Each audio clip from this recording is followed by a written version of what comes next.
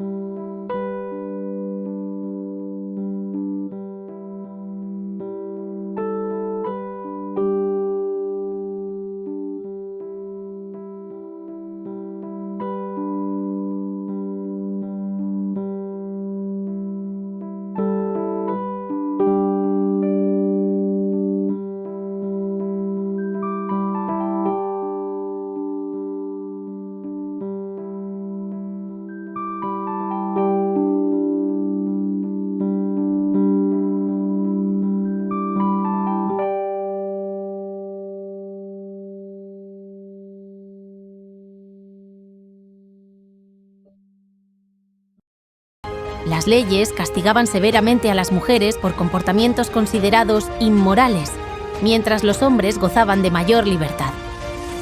He aquí algunos ejemplos de lo que significaba esa crueldad. Las mujeres que no cumplían con las expectativas de pureza o sumisión eran excluidas y marginadas socialmente. La sociedad las veía como desviadas o peligrosas y las condenaba al ostracismo, algo que afectaba no solo su reputación, sino también su capacidad de sobrevivir y desarrollarse de manera independiente. Encarcelamiento o confinamiento. En algunos casos, las mujeres podían ser enviadas a instituciones como manicomios o conventos si eran consideradas inmorales o si se negaban a obedecer las órdenes de sus maridos o familias. Estas mujeres eran muchas veces sometidas a tratamientos abusivos y quedaban prácticamente sin derechos ni opciones de salir. Violencia física. El castigo corporal, tanto en el hogar como en espacios públicos, era una práctica común para corregir comportamientos considerados inadecuados en las mujeres. La violencia doméstica, por ejemplo, era aceptada socialmente y las leyes no protegían a las mujeres de este abuso. Pérdida de hijos y bienes. Las mujeres que se desviaban de las normas podían perder la custodia de sus hijos y sus bienes personales, quedando sin recursos económicos y sin derechos sobre su propia familia.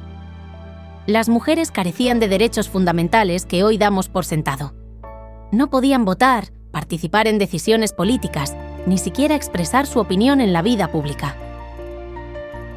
Los primeros movimientos feministas, como el de las sufragistas en el siglo XIX, lucharon arduamente por el derecho al voto, un derecho que en algunos países se consiguió en el siglo XX y en otros mucho más tarde.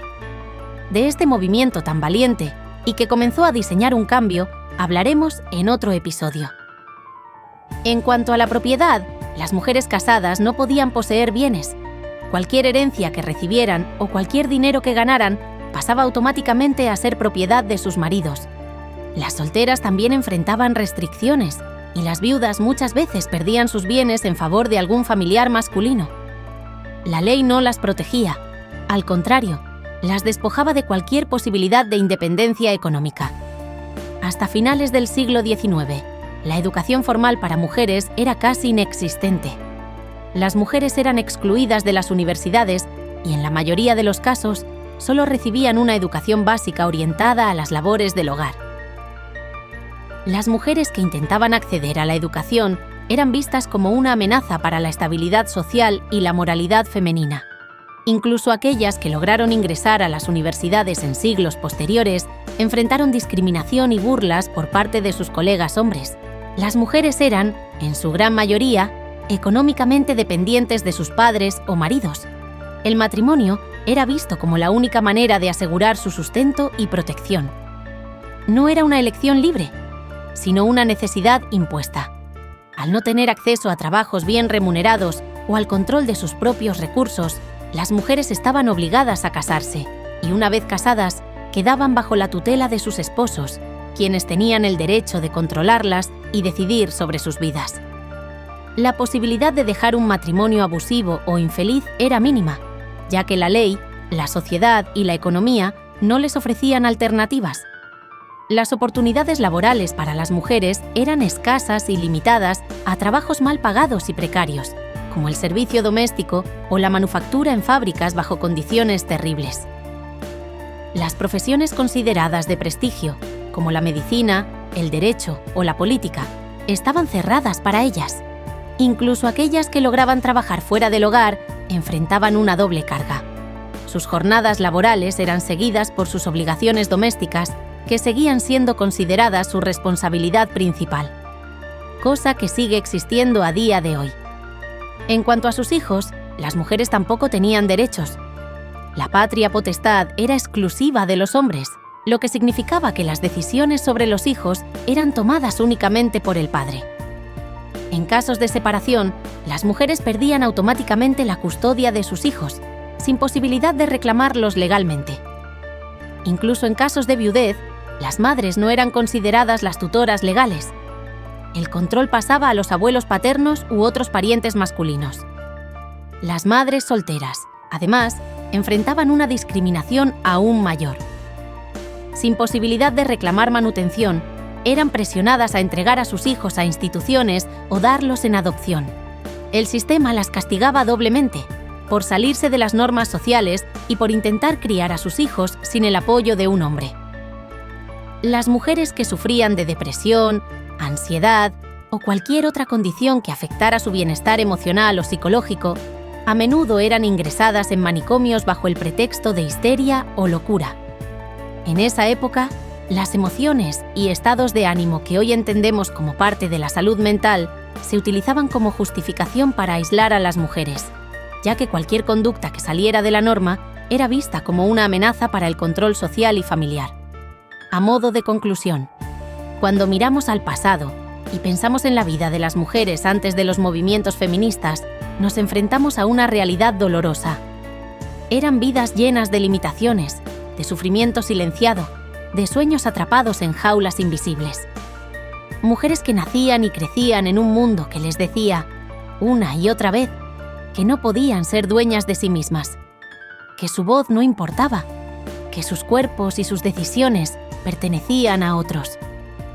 Es difícil imaginar lo que significaba vivir sin libertad, sin poder decidir con quién casarte, qué estudiar o si tener hijos. Es difícil imaginar la soledad de esas mujeres que, a pesar del miedo, alzaron la voz en un mundo que no estaba dispuesto a escucharlas. Pero ellas lo hicieron. Algunas fueron silenciadas, muchas otras fueron castigadas, y muchas no vivieron para ver el cambio que tanto anhelaban. Pensar en todo esto no es solo un ejercicio de memoria, es un recordatorio de que cada derecho que hoy tenemos fue ganado con el dolor y el coraje de quienes nos precedieron. Esas mujeres que se atrevieron a desafiar lo que parecía inamovible nos dieron una lección invaluable. La libertad no es un regalo, es una conquista.